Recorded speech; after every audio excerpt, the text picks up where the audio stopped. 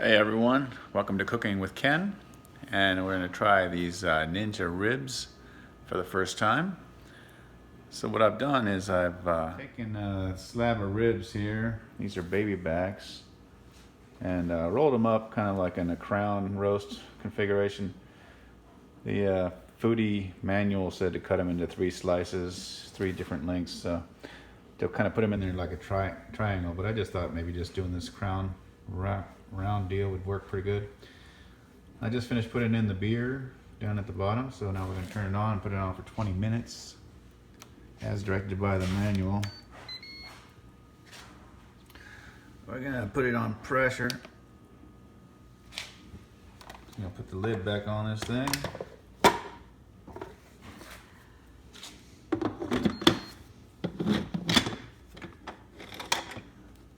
There we go. It's on high. I'm gonna go 20 minutes. And we're on pressure, so let's just fire it up. There it goes. As it's warming up here, I'm just going to tell you that the ribs, I just prepped them up. I try to get the skin off the back of them, the silver skin. They wouldn't come off real easy. So in lieu of that, I made slices with my knife, my paring knife, down the middle between the ribs on the back side where the skin is, to kind of give the skin a way to shrink up a little bit without pulling the ribs all apart. So that's done, and then I season them with some, your rub of choice. I use a little bit of garlic salt, pepper, and some coffee rub just to try it out. And so that's what I did before I rolled it up into that crown shape. As the cooker is coming up to temperature, you can tell that's trying. Well, the indicators are spinning around like that, meaning it's building pressure. Make sure that you have the pressure relief valve in the sealed position, and that'll help get it to pressure. So as the foodie is coming up to pressure, you'll hear that thing popping and creaking as the pressure builds. Nothing to really worry about as long as you got the lid lined up and locked in. And you'll see more and more steam coming out of that red button. Sometimes I find that it's very resistant to kind of pop up and seep. So if you're getting a lot of steam out of there and it goes for a long time and it hasn't sealed yet, sometimes you can kind of like just bump like this and you see that pop up like that and it'll seal. So it'll get your seal done for you a little bit faster if you want to. I'm sure if you just waited, it'll go ahead and seal, but I guess I'm impatient that way. So now that that's happened, you'll start seeing, you'll hear another relay pop in this thing. In the Ninja's brain there'll be a relay that pops, and then the timer will come on. Okay, I just heard the relay go off, so I'm expecting to see this thing turn to 20 minutes in a couple of seconds here. Hopefully. There it goes. So you can kind of hear when the relay is thinking about the pressure being high enough to start the timer. Alright, so we're just going to let this go for its 20 minutes and do a quick release at the end of it. And then we'll be doing a little bit of air crisping on the end to try to get that barbecue sauce and such to set. Thank you. Well, alright, here we are back towards the end of the 20-minute pressure cooking cycle. Countdown's going down to 0. Tells you you're done, so go up there and release all the steam out of there. There's a little gate there. You can take it to the full open position. If you do it quick enough, you don't get any splatter on you.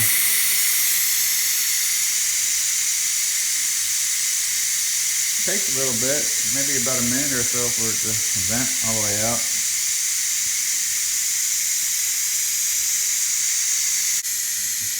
Coming up on a minute now. You're looking for that red pop-up to go ahead and fall back down. Any second now. There it goes. So it's safe to take the lid back off now. It'll take about 2.5 minutes for it to fully vent.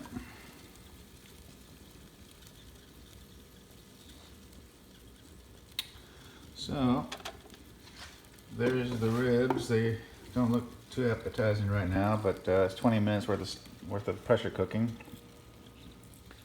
So what we're going to do now is lower the crisping lid and do that for about 20 minutes. But I'm gonna set it at 20 minutes. However, I'm going to open it up every so often to check on. I'm going to go ahead and crank it up to 400 degrees, 20 minutes, and start the air crisping. Here, coming to life. Alright, so the plan's going to be at 10 minutes I'm going to check on it and see how the color's coming along. If it's looking good, I'm going to go ahead and think about putting some sauce on it or whatever else you might want to put on it. I wouldn't put it on too early so it doesn't caramelize and burn up on you. Of course, you could just not put anything on there if you like a dry rib, so that's okay too. But we'll come back and check it 10 minutes and see how it looks. Alright, here we are 10 minutes into the air crisp. I'm going to take a look. Alright, you see it kind of bubbling and cooking away. Just by sight, I'm going to let this go a little longer before I put the sauce on. Bones are starting to pull away a little, but I'm going to go another 5 minutes, take a look at it, and we'll make a determination of whether to sauce them then or not. Alright, here we are coming up to 15 minutes total air crisping time, so I'm going to take another look at it. I should mention that I had flipped them over from top to bottom before I closed it down after 10 minutes, just to kind of even it out a little bit.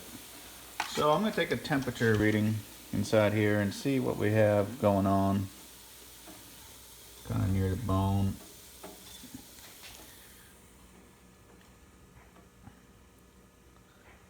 You're looking for 185 to be completely cooked, but if it falls a little short of that, which I don't think it's going to, the way it's creeping up, it will coast on up. Alright, so I think we're good. Maybe a little higher than I need to be, but I was playing it safe. So I'm going to take them out and sauce them, and then do another 5 minutes worth of the sauce burn on there, and we'll have ribs to eat. Thanks. Alright, we'll take them out. You can see the bones popping at them, so it's pretty well cooked. I'm going to lay it out a little bit, put some sauce on these babies. Just kind of a thin layer of sauce. I'm not a big fan of having them super goopy.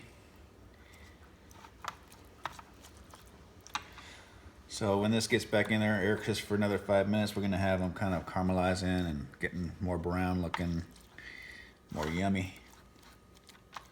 Just some simple sauce here, off the store barbecue sauce. I like the sweet and spicy style. I add a little extra honey in there, and put it in the bowl. See all those nice bones sticking out of there.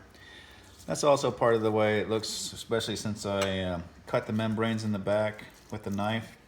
It lets them shrivel up and get out of the way. Plus, when I had them in that round configuration like I've been doing, they kind of stretch on the back side, not the front side. So for presentation, that's good. Alright, so let's roll them back up, stick them back in.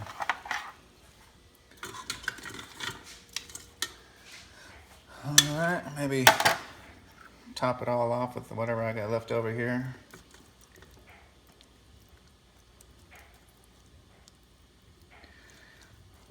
Get all that goodness on there. Alright. Alright, down goes the lid. Another 5 minutes of air crisping. And when that reaches 0, it should be good to go. Alright, here we are. It's in its cool phase after the last 5 minutes. It says it's done, so let's pull these babies out of here.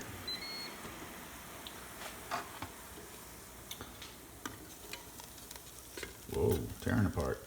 Tearing apart. Put that baby over there. So, the way they look after about 45 minutes, 20 minutes of doing the pressure cooking, 20 minutes of doing the air crisping and glazing. We're gonna let them rest for a minute, and I'm gonna cut them up, and we'll try them and let you know how it turns out. All right, so we're slicing these babies up.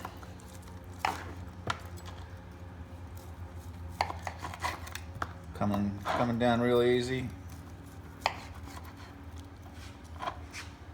Now, one thing I'm noticing right off the bat, I'm predominantly a barbecue guy outside with charcoal and wood, so you're not getting that same kind of smoky look to them, but still look pretty good.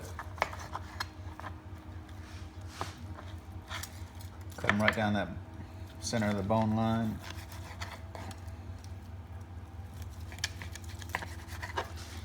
So let's take a look at one of these.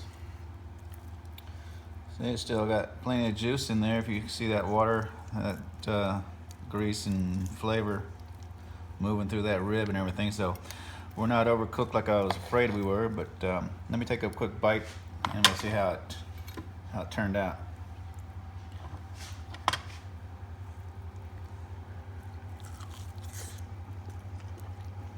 Yeah, tender.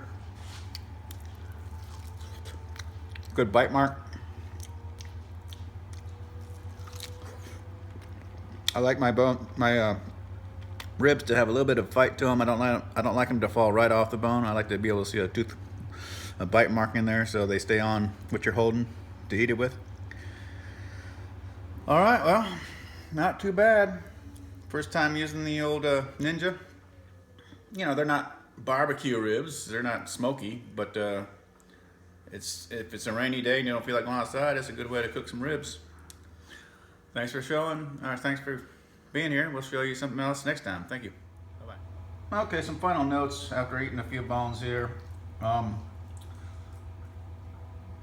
think the timing was good for the pressure cooking and the air crisping, but I probably would have glazed them a little bit earlier. I was kind of concerned since I've never tried to glaze in the Ninja before that they would have turned out a little more burnt than I wanted. The color's not bad, but you know, depending on the sauce you have, it's not real. This one wasn't real thick. It could have probably been on there for a full 10 minutes and not hurt anything. But overall, I mean, not bad for the first try, and it helped that I had that thermometer in there to verify the temperatures and all when I got towards the end. So it's not bad, not a bad alternative. You just don't have that same smoky flavor that you might get if you have it on the grill. But you know, wife liked them, dog likes them. Yeah, he really likes them, and so does his daddy. So, and we'll see you next time.